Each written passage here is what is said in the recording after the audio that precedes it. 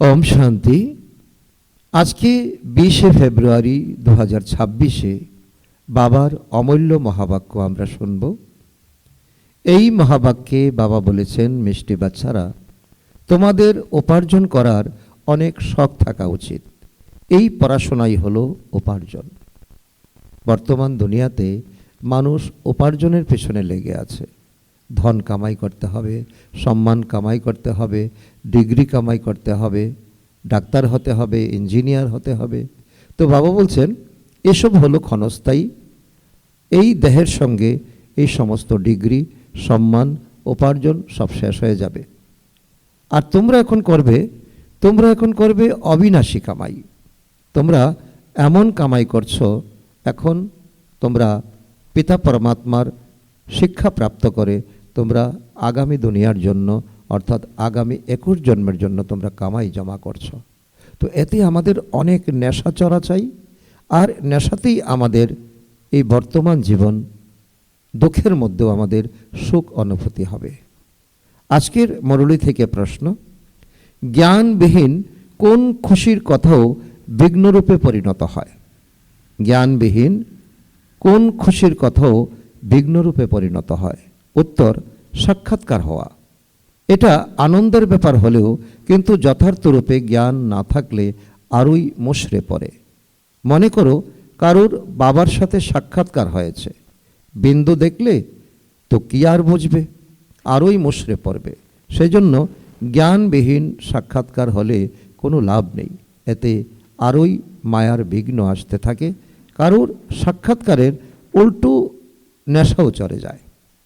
তো এখানে আমরা এসেছি এখন ঈশ্বরীয় প্রাপ্তি করার জন্য, ঈশ্বরীয় জ্ঞানের দ্বারা অনুভূতি করার জন্য, আত্ম অনুভূতি, পরমাত্মা অনুভূতি।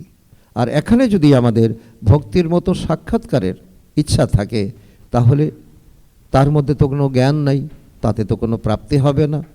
আর যদি কারো সাক্ষাৎকার হয়েও যায়, তাতে সাক্ষাৎকারের উল্টো নেশা চড়ে যায়, বারবার সে সাক্ষাৎকার করতে চায়, আর তাতে তার পুরুষার্থের অনেক বিঘ্ন ঘটে। আজকের মুরলী থেকে, মুরলীর প্রথমে গীত বেজে উঠেছে, তকদীর জাগা কর আই হো, অর্থাৎ ভাগ্য জাগিয়ে এসেছি আরও সুন্দর ভাগ্য বানানোর জন্য। ওম শান্তি। মিষ্টি মিষ্টি আত্মারূপী বাচ্চারা গান শুনেছে, নতুনরাও শুনেছে, পুরাতনরাও শুনেছে, কুমারীরাও শুনেছে যে এটা হলো পাঠশালা। পাঠশালাতে কোনো না কোনো ভাগ্য তৈরি করা হয়। লৌকিকে তো অনেক রকমের ভাগ্য আছে। কেউ সার্জন হওয়ার, কেউ ব্যারিস্টার হওয়ার ভাগ্য তৈরি করে। ভাগ্যকে এইম অবজেক্ট বলা হয়। ভাগ্য তৈরি করা ছাড়া পাঠশালাতে কী পড়বে? এক্ষেত্রে এখন বাচ্চারা জানে যে আমরাও এসেছি ভাগ্য করে। এখন আমাদের সেই অনুভব হওয়া চাই, সেই নেশা হওয়া চাই। আমরাও এসেছি ভাগ্য করে, ভাগ্যে ছিল বলে এসেছি। এখন 21 জন্মের জন্য ভাগ্য জমা করতে হবে। নতুন দুনিয়ার জন্য নিজের রাজ্য ভাগ্য নিতে এসেছি। এই রাজ্য হলোই নতুন দুনিয়ার জন্য। তাদের হলো পুরাতন দুনিয়ার জন্য, যারা মান সম্মান চায়, ডিগ্রি চায়, অর্থ চায়। আর তাদের হলো বাবা বলে এটা হলো পুরাতন দুনিয়া। তারা পুরানো দুনিয়ার জন্য ব্যারিস্টার, ইঞ্জিনিয়ার, সার্জন ইত্যাদি তৈরি হয়। এসব হতে হতে এখন পুরাতন দুনিয়ার জন্য টাইম তো খুবই কমে গেছে, কারণ সেই সব তো শেষ হয়ে যাবে। ওই ভাগ্য তো এই মৃত্যুলোকের জন্য অর্থাৎ এই জন্মের জন্য। তো বাবা বলছে বিনাশ সামনে উপস্থিত। এখন নতুন করে যারা স্বপ্ন দেখছে, দীর্ঘমেয়াদী সংকল্প করছে, এই তাদের এখন স্বপ্ন পূরণ হবে না, কারণ এখন সময় অনেক কমে গেছে। এখন সারা দুনিয়াতে এখন অনেক প্রকারের হাঙ্গামা হবে, অত্যাচার হবে, আরও খারাপ দিন ঘনিয়ে আসছে। তোমাদের এই পড়াশোনা হলো নতুন দুনিয়ার জন্য। তোমরা নতুন দুনিয়ার জন্য ভাগ্য তৈরি করে এসেছো, তাই না? নতুন দুনিয়াতে তোমাদের রাজ্য ভাগ্য প্রাপ্ত হবে। কে পড়ান? অসীম জগতের বাবা, যার থেকে উত্তরাধিকার প্রাপ্ত করার থাকে। যেমন ডাক্তারের থেকে ডাক্তারের উত্তরাধিকার প্রাপ্ত হয়, সেটা হয়ে যায় এই জন্মের উত্তরাধিকার। এক উত্তরাধিকার প্রাপ্ত হয় বাবার থেকে, দ্বিতীয় উত্তরাধিকার প্রাপ্ত হয় নিজের পড়াশোনার দ্বারা। আচ্ছা, আবার যখন বৃদ্ধাবস্থা হয় তখন গুরুর কাছে যায়। কি চাহিদা থাকে? বলে আমাদের শান্তিধামে যাওয়ার শিক্ষা দাও, আমাদের সদ্গতি দাও, এখান থেকে বের করে শান্তিধামে নিয়ে যাও। এখন বাবার থেকে উত্তরাধিকার প্রাপ্ত হয়, টিচার থেকে উত্তরাধিকার প্রাপ্ত হয় এই জন্মের জন্য। এছাড়া গুরুর থেকে কিছুই প্রাপ্তি হয় না। বাবা গড ইজ ট্রুথ, এই সত্য বাবা এখন বলছে যে গুরুর থেকে কিছুই প্রাপ্তি হয় না। টিচারের কাছে পরে কিছু না কিছু উত্তরাধিকার প্রাপ্ত হয়। টিচার হবে, সেলাই টিচার হবে, কারণ জীবিকার তো দরকার আছে না, কারণ পেটকে তো চালাতে হবে, সংসার চালাতে হবে। বাবার উত্তরাধিকার থাকা সত্ত্বেও পড়াশোনা করে যেন আমিও নিজেরটা উপার্জন করতে পারি, আমি নিজের উপার্জন করে খুশি থাকতে চাই। গুরুর থেকে তো কিছুই উপার্জন হয় না। হ্যাঁ, কেউ কেউ গীতা ইত্যাদি ভালো করে পড়ে, তারপর গীতার উপর ভাষণ ইত্যাদি করে। এই সমস্ত হলো অল্প সময়ের সুখ। এখন তো এই মৃত্যুলোকে আছে সামান্য সময়। বারবার বাবা ইশারা দিচ্ছেন যে এখন সামান্য সময়, এখন দুনিয়াতে অনেক হাঙ্গামা হবে, বোম পড়বে, প্রাকৃতিক বিপর্যয় হবে, পুরাতন দুনিয়া শেষ হতে চলেছে। তোমরা জানো যে আমি এসেছি নতুন দুনিয়ার ভাগ্য তৈরি করতে। এখন প্রত্যেকটা স্টুডেন্টের এমন নেশা থাকা চাই যে আমি এসেছি নতুন দুনিয়ার ভাগ্য তৈরি করতে। এই পুরানো দুনিয়া ধ্বংস হতে চলেছে। বাবার থেকে প্রাপ্ত বা নিজের সব ভূসম্পত্তি ভস্মীভূত হয়ে যাবে। বাবা বলছে যে নিজের রোজগারই হোক, পিতার সম্পত্তি হোক, সব কিছু শেষ হয়ে যাবে। তোমাদের হাত আবার শূন্য হয়ে যাবে। এখন তো উপার্জন চাই। কেন? নতুন দুনিয়ার জন্য।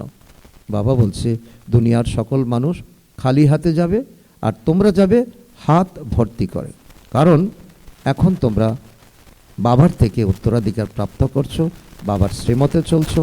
পুরানো দুনিয়ার মানুষ তো সেটা করাতে পারবে না। নতুন দুনিয়ার জন্য উপার্জন করাতে পারেন একমাত্র শিব বাবা। এই দুনিয়াতে কত রকম গুরু গোসাই আছে, তারা মন্ত্র প্রদান করেন, তারা বিভিন্ন প্রকারের শিক্ষা প্রদান করেন, কিন্তু তারা নতুন দুনিয়ার উপার্জন তারা করাতেন পারেন না। এটা পারেন একমাত্র শিব বাবা। এখানে তোমরা নতুন দুনিয়ার জন্য ভাগ্য তৈরি করতে এসেছো। একমাত্র এই বাবা হলেন তোমাদের বাবাও, টিচারও, গুরুও, 3 in 1। আর তিনি আসেনও সঙ্গমে, ভবিষ্যতের জন্য উপার্জন করার তো প্রশিক্ষণ প্রদান করেন। এখন এই পুরানো দুনিয়াতে সামান্য কিছুদিন আছে, এইটা দুনিয়ার মানুষ জানে না। মানুষের অনেক রকমের ব্যর্থ সংকল্প চলে এবং দীর্ঘমেয়াদী তাদের স্বপ্ন তারা দেখে, সংকল্প তৈরি করে। তো বাবা বলে যে এটা দুনিয়ার মানুষ জানে না। বলবে নতুন দুনিয়া আবার কখন আসবে, এই ব্যাপারে অনেকে এমনও আছে যারা বলে এরা সব মিথ্যা বলার জন্য। এরকম বুঝদারও অনেক আছে। বাবা বলেন নতুন দুনিয়া স্থাপন হবে। বাচ্চা বলবে এসব হলো মিথ্যা গল্প কথা। বাবা এক কথা বলে তো সন্তান আরেক কথা বলে। তোমরা বাচ্চারা মনে করো নতুন দুনিয়ার জন্য ইনি হলেন আমাদের বাবা, টিচার, সদ্গুরু। বাবা আসেনি শান্তিধাম সুখধামে নিয়ে যেতে। এই সময় তোমাদের নিশ্চয়ই বুদ্ধি হয়েছে, নিশ্চয়ই বুদ্ধি তোমাদের বিজয়ন্তী। আর পুরাতন দুনিয়াতে প্রত্যেক ঘরেই লেগে আছে অশান্তি। পিতা এক কথা বলবে, সন্তান আরেক কথা বলবে। তো সেই জন্য এখানে তোমরা জ্ঞানযুক্ত জীবন যাপন করছো। এখন তোমাদের শোকের দিন সমাগত। কেউ যদি নিজের ভাগ্য তৈরি করতে না চায়, তার অর্থ হলো সে কিছু বুঝে না। একই বাড়িতে স্ত্রী পড়াশোনা করছে, পুরুষ পড়াশোনা করবে না। বাচ্চারা পড়াশোনা করবে তো মা বাবা পড়াশোনা করবে না। এরকম হতে থাকছে। শুরুতে যজ্ঞের শুরুতে তো আত্মীয়রা এসেছিল, কিন্তু মায়ার ঝড়ের প্রভাবে আশ্চর্যবোধ শুনেছে, অন্যদেরকেও এই জ্ঞান শুনিয়েছে, তারপর বাবাকে ছেড়ে চলে গেছে। আশ্চর্যবোধ শোনন্তী, শোনাবন্তী, কথন্তী আর ভাগন্তী হয়ে গেছে। তো গাওয়া হয়েছে না, আশ্চর্যবোধ শুনবে, বাবার হবে, পাঠ পড়বে, তবু তো হায় ড্রামার যা নেচার। বাবা কি বলছে? হায় ড্রামার যা নেচার। বাবা নিজে বলেন হায় ড্রামা, হায় মায়া। ড্রামারই ব্যাপার, তাই না? স্ত্রী পুরুষ একে অপরকে ডিভোর্স দেয়, বাচ্চারা বাবাকে ত্যাগ করে দেয়। এখানে তো সেই সব বিষয় নেই, এখানে ডিভোর্স দিতে পারবে না, পারে না। বাবা তো এসেছেনই বাচ্চাদের সত্যিকারের উপার্জন করাতে। তো বাবা কি আর কাউকে খাদে ফেলতে পারেন? বাবা তো হলেনি পতিত পাবন, করুণাময়, তিনি ব্লিসফুল। বাবা এসে গাইড হয়ে কি করেন? দুঃখ থেকে আমাদের সুখে নিয়ে যান, লিবারেট করেন, আর গাইড হয়ে সাথে নিয়ে যান। তো এরকম কোনো লৌকিক গুরু বলবে না আমি তোমাদের সাথে নিয়ে যাব। এরকম গুরু কখনো দেখেছো? কখনো শুনেছো? গুরুদের তোমরা জিজ্ঞাসা করো, আপনাদের যে এত ফলোয়ার্স, আপনারা দেহ ত্যাগ করলে এই ফলোয়ার্সদের সাথে নিয়ে যাবেন? এরকম তো কখনো কেউ বলবে না যে আমি ফলোয়ারদের সঙ্গে নিয়ে যাব। এটা তো হতে পারে না। কখনো কেউ বলতে পারে না আমি তোমাদের সবাইকে নির্বাণধাম বা মুক্তিধাম নিয়ে যাব। এরকম প্রশ্ন কেউ জিজ্ঞাসা করতে পারে না যে আমাকে আপনি সাথে নিয়ে যাবেন। তো শিষ্য তো হয়, তো গুরুকে এই প্রশ্ন করার সাহস হয় না। শাস্ত্রে আছে ভগবান উবাচ, আমি তোমাদের সঙ্গে নিয়ে যাব, সঙ্গে নিয়ে যাব। কে বলছেন এ কথা? এই সময় আমাদের অনুভব হওয়া চাই। মশার ঝাঁকের মতো সব যায়। সত্যযুগে তো মানুষ কম হয়, কলিযুগে তো অনেক মানুষ শরীর ত্যাগ করে, বাকি আত্মারা তাদের হিসাবপত্র মিটিয়ে তো ফেলে চলে যাবে, যেতে অবশ্যই হবে। তো এত মানুষ থাকতে পারে না। বাচ্চারা তোমরা ভালো করে জানো, এখন আমাদের যেতে হবে আপন গৃহে, অর্থাৎ পরম ধামে। এই শরীর তো ত্যাগ করতে হবে। আমি মরলে এই দুনিয়া আমার কাছে মৃত হবে। নিজেকে শুধুমাত্র আত্মা মনে করে বাবাকে স্মরণ করতে হবে। এই পুরানো পোশাক তো ছাড়তে হবে। এই দুনিয়া হলো পুরানো। যেরকম পুরানো বাড়িতে বসে নতুন বাড়ি সামনে তৈরি হতে থাকলে মনে করবে যে আমাদের জন্য তৈরি হচ্ছে, বুদ্ধি চলে যাবে নতুন বাড়ির দিকে। ওটাতে এইটা তৈরি করো, এই করো। মায়া মমতা সমস্ত পুরানো থেকে সরে গিয়ে নতুনের সাথে জুড়ে যাবে। তো সে হলো পার্থিব জগতের কথা, এ হলো অসীম জগতের কথা। পুরানো দুনিয়ার প্রতি মায়া মমতা সরিয়ে নতুন দুনিয়ার প্রতি মায়া মমতা থাকতে হবে। তোমরা জানো এই পুরানো দুনিয়া তো শেষ হয়ে যাবে। নতুন দুনিয়া হলো স্বর্গ দুনিয়া, যেখানে আমরা রাজার পদ প্রাপ্ত করব। তো আমাদের কত সুন্দর আমাদের ড্রেস হবে, তো আমাদের মাথার উপর মুকুট থাকবে, আমাদের চালচলনের মধ্যে কত গম্ভীরতা থাকবে। তো বাবা বলছে যত যোগে থাকবে, জ্ঞানের ধারণা করব, অন্যদের বোঝাবো, ততই খুশির পারদ উপরে উঠতে থাকবে, পরীক্ষা খুবই কঠিন। তো বাবা এই সময় রোজ আমাদেরকে সকালে পড়াশোনা করিয়ে আমাদের কর্মক্ষেত্রে পাঠিয়ে দেন, আর কর্মক্ষেত্রে প্রতি পদে পদে আমাদের পরীক্ষা দিতে হয়।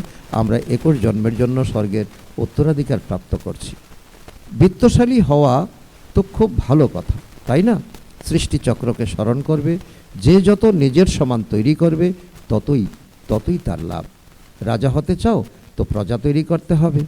প্রদর্শনীতে এত লোক আসে, তারা সকলে প্রজা হতে থাকবে, কারণ এই অবিনাশী জ্ঞানের তো বিনাশ হয় না। বাবা বলছে যে এই প্রদর্শনীতে শুনে যদিও সে রেগুলার স্টুডেন্ট নাও হয়ে থাকে, কিন্তু জ্ঞান তো শুনল, তখন সে প্রজা হবে।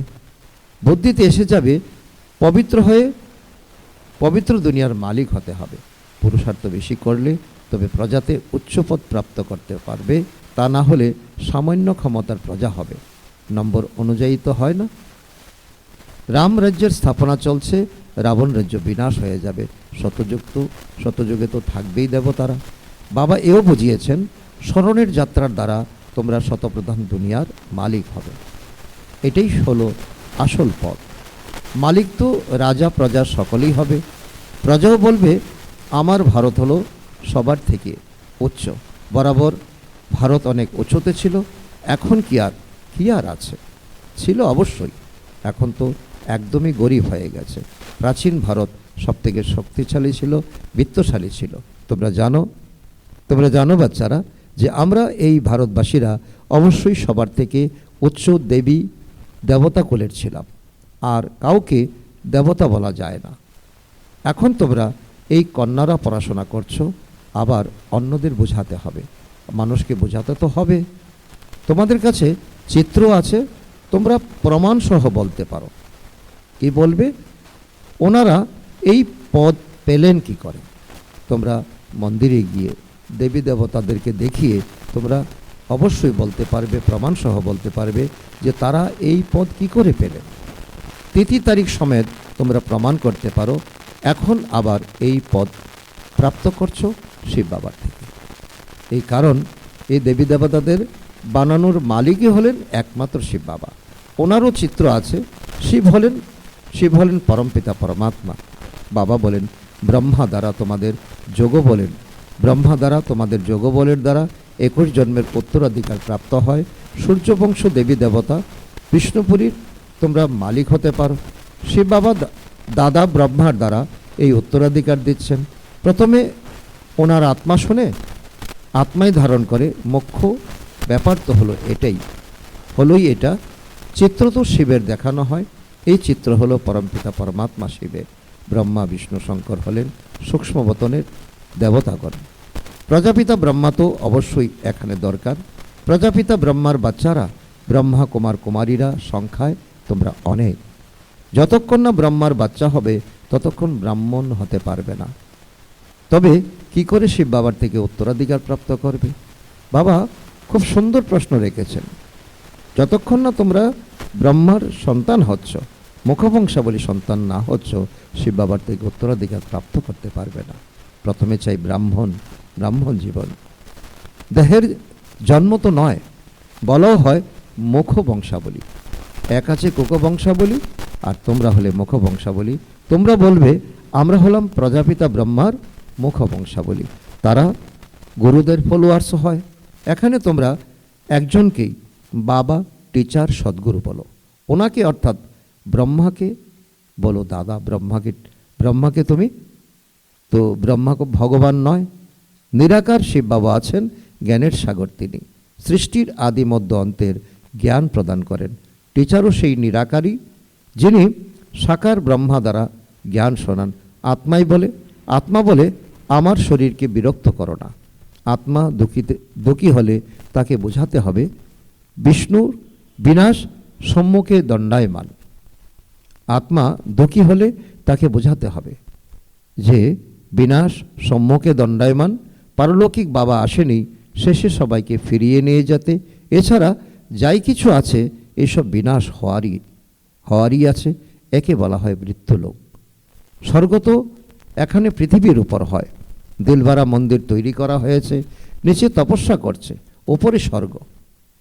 নয়তো কোথায় দেখাবে? উপরে দেবতাদের চিত্র দেখিয়েছে, তারা তো এখানেই থাকবে। এই দুনিয়াতেই হয় স্বর্গ, এই দুনিয়াতেই হয় নরক। বোঝানোর অকাট্য যুক্তি চাই, মন্দিরে গিয়ে বোঝানো উচিত। এটাই হলো শিব বাবার স্মৃতিস্বরূপ, যে শিব বাবা আমাদের পড়াচ্ছেন। শিব হলেন বাস্তবে বিন্দু। কিন্তু বিন্দুকে কি করে পূজা করা যাবে? ফুল কি করে চাপানো হবে, কি করে অর্পণ করা হবে? সেজন্য বড় লিঙ্গ তৈরি করা হয়েছে। তো এতটা কেউ হয় না। বাস্তবে ভগবানের এমন রূপ নয়। গাওয়া হয় ভ্রুকুটির মাঝখানে ঝলমল করে অদ্ভুত অজব এক তারা। খুবই সূক্ষ্ম হয় বিন্দু। বড় কিছু হলে তো সায়েন্স ইত্যাদি তাড়াতাড়ি সেটা ধরে ফেলত না। এতটা হাজার সূর্যের থেকে তেজময় কিছুই না। কোনো ভক্ত তো আসে, বলে আমি এরকম আকৃতি দেখতে পাই। বাবা বুঝতে পারেন তার পরমপিতা পরমাত্মার সম্পূর্ণ পরিচয় প্রাপ্ত হয়নি, এখনো ভাগ্য খোলেনি। যতক্ষণ না বাবাকে জানবে, বাবা বিন্দু, আমিও বিন্দু, এইটা না বুঝবে যে আত্মা হলো বিন্দু সম, শিববাবাও হলেন বিন্দু, ওনাকে স্মরণ করতে হবে নিজে বিন্দু হয়ে। এরকম বুঝে যখন স্মরণ করবে তখন কি হবে? বিকর্ম বিনাশ হবে জন্ম জন্মান্তরে। এছাড়া এটা দেখা যায় তো এরকম দেখছি ওই রকম দেখছি, একে কি বলা হয়? মায়ার বিঘ্ন বলা হয়। আমি ব্রহ্মা বাবাকে দেখছি, ব্রহ্মা বাবা এসে আমাকে হাত ধরে নিয়ে চলছেন, তো বাবা বলছে এটা হলো মায়ার বিঘ্ন। তোমাদের তো এখন খুশি রয়েছে যে আমরা বাবাকে পেয়েছি। বাবা বলেন কৃষ্ণের সাক্ষাৎকার করে অনেক খুশিতে ডান্স করে, কিন্তু এর থেকে কোনো সদ্গতি হয় না। কারণ বাবা বলেছেন যে মীরাবাই কৃষ্ণের এত ভক্তি করেছে, এত ডান্স করেছে, কি মীরাবাই কি স্বর্গের মালিক হতে পেরেছে? না, তিনি আবারও এই দুনিয়াতে জন্মগ্রহণ করেছেন। তো বাবা বলে এই সাক্ষাৎকার তো অনায়াসে হয়ে যায় যদি ভালো করে না পড়বে তবে কি হবে? প্রজা হবে। তার জন্য আমাদের জন্য চাই এখন পড়াশোনা, আর পড়াশোনা হলো কামাই। সাক্ষাৎকারের লাভ তো পাওয়া যাবে না, ভক্তিমার্গে কঠোর পরিশ্রম করে তবে সাক্ষাৎকার হয়। কেউ তো বলে আমি চোখ উপড়ে দেব, আমাকে দর্শন দাও, সাক্ষাৎকার করাও, তো ভগবান তাকে সাক্ষাৎকার করিয়ে দেয়, ভাবনার ভাড়া তাকে প্রদান করে। এক্ষেত্রে সামান্য পরিশ্রম করলেই সাক্ষাৎকার হয়ে যায়, কিন্তু লাভ কিছুই নেই। কৃষ্ণপুরীতে গিয়ে সাধারণ প্রজা ইত্যাদি হবে। এখন তোমরা বাচ্চারা জানো শিব বাবা আমাদের এই নলেজ শোনাচ্ছেন। বাবার আদেশ হলো পবিত্র অবশ্যই হতে হবে, কিন্তু কেউ পবিত্রও থাকতে পারে না, কখনো পতিত লুকিয়ে চলে আসে বাবার সঙ্গে মিলন করার জন্য। তারা নিজেরাই লোকসান করে, নিজেকে ঠকায়। বাবাকে ঠকানোর কোনো ব্যাপার নেই, তিনি তো এবার পিওর। বাবাকে ঠকিয়ে কি আর কোনো পয়সা নেওয়ার ব্যাপার আছে? শিব বাবার শ্রীমত অনুযায়ী সঠিক রাস্তায় না চললে তো কি হাল হবে? তো বোঝা যাবে ভাগ্যে নেই। পড়াশোনা করে না তারা, অন্যদেরকে আরোই দুঃখ দিতে থাকে। তাই এক তো অনেক শাস্তি পেতে হবে, দ্বিতীয়ত পদও তো স্খলন হয়ে যাবে। নিয়মের বাইরে গিয়ে কোনো কাজ করতে নেই। বাবা তো বুঝবেন যে তোমাদের চলন ঠিক নেই, বাবা তো উপার্জন করার রাস্তা বলে দেন। কেউ চলুক বা না চলুক তার ভাগ্য। শাস্তি পেয়ে শান্তিধামে তো ফিরে যেতেই হবে, পদভ্রষ্ট হয়ে যাবে, কিছুই প্রাপ্তি থাকবে না। আসে তো অনেকেই, কিন্তু এখানে তো বাবার থেকে উত্তরাধিকার গ্রহণ করার ব্যাপার আছে। বাচ্চারা বলে বাবা আমি তো স্বর্গের সূর্যবংশী রাজার পদ প্রাপ্ত করব। এ হলো রাজ্য। স্টুডেন্ট স্কলারশিপও তো নেয়, তাই না? পাশ করে যারা স্কলারশিপ পায়, এই মালা তাদেরই তৈরি হয়েছে যারা স্কলারশিপ নিয়েছে, ভালো পড়াশোনা করে ভালো ডিগ্রি নিয়েছে। তো যেমন পাশ করবে সেরকম স্কলারশিপ প্রাপ্ত হবে। এই মালা তৈরি হয়ে আছে স্কলারশিপ পাওয়ার যোগ্য যারা, বৃদ্ধি পেতে পেতে হাজার হয়ে যায়। রাজার পদ হলো স্কলারশিপ। যারা ভালো করে পাঠ পড়ে তারা গুপ্ত থাকতে পারে না। অনেক নতুনরাও পুরানোর থেকে এগিয়ে যাবে। যেমন দেখো কোনো কন্যারা এলে বলে আমার তো এই পড়াশোনা খুবই ভালো লাগে, আমি পণ করেছি যে এই শারীরিক পাঠের কোর্স সম্পূর্ণ করে আবার এই পড়াশোনাতে রত হব, নিজের হিরেতুল্য জীবন তৈরি করব। আমরা নিজেদের সত্যিকারের উপার্জন করে 21 জন্মের জন্য উত্তরাধিকার প্রাপ্ত করব। কত খুশি হয়, জানে যে এই উত্তরাধিকার এখন না নিলে আর কখনোই পাওয়া যাবে না। পড়াশোনার শখ থাকে, তাই না? কারোর তো বোঝার সামান্যতম শখ নেই। তো পুরানোদের তো এত শখ নেই যতটা নতুনদের আছে। ওয়ান্ডার, তাই না? বলবে ড্রামা অনুসারে ভাগ্য নেই, তো ভগবান বা কী করবেন? তো টিচার তো পড়াশোনা করান, আর বাকি আর কি করতে পারেন? তিনি তো কৃপা করতে পারেন না। কামাই তো আমাদের করতে হবে, পড়াশোনা আমাদের করতে হবে। আচ্ছা, মিষ্টি হারানিধি বাচ্চাদের প্রতি মাতা পিতা বাপদাদার স্মরণের স্নেহ সুমন আর সুপ্রভাত। আত্মাদের পিতা তার আত্মারূপী বাচ্চাদের জানাচ্ছেন নমস্কার। আমরা আত্মারূপী সন্তানরা আমাদের মাতা পিতা বাপদাদাকে জানাই স্মরণের স্নেহ সুমন, সুপ্রভাত ও নমস্কার। ধন্যবাদ বাবা, ধন্যবাদ। ধারণার জন্য মুখ্য সার: 1 নম্বর, নিজের দুর্বলতাকে লোকানো, নিজেকে ঠকানো, সেই জন্য কখনো নিজেকে ঠকাতে নেই। নাম্বার 2, নিজের উচ্চ ভাগ্য তৈরি করার জন্য কোনো নিয়ম বিরুদ্ধ কাজ করতে নেই। পড়াশোনার শখ থাকতে হবে, নিজ সম তৈরি করার সেবা করতে হবে। বরদান: অমৃতবেলার সহযোগ বা শ্রীমতের পালনার দ্বারা স্মৃতিকে সমর্থবান বানানো, স্মৃতি স্বরূপ হব।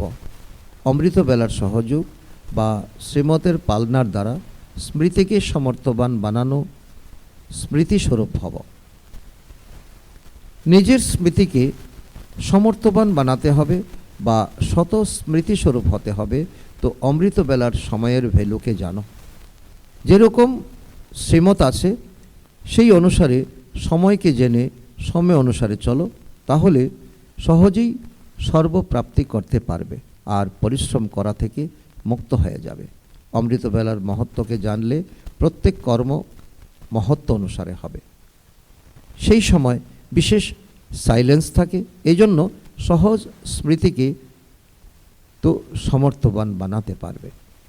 আজকের স্লোগান: স্মরণ আর নিঃস্বার্থ সেবার দ্বারা মায়াজিত হওয়াই হলো সদা বিজয়ী হওয়া। স্মরণ আর নিঃস্বার্থ সেবার দ্বারা মায়াজিত হওয়াই হলো সদা বিজয়ী হওয়া। আজকের অব্যক্ত ইশারা: একতা আর বিশ্বাসের বিশেষত্বের দ্বারা সফলতা সম্পন্ন হও।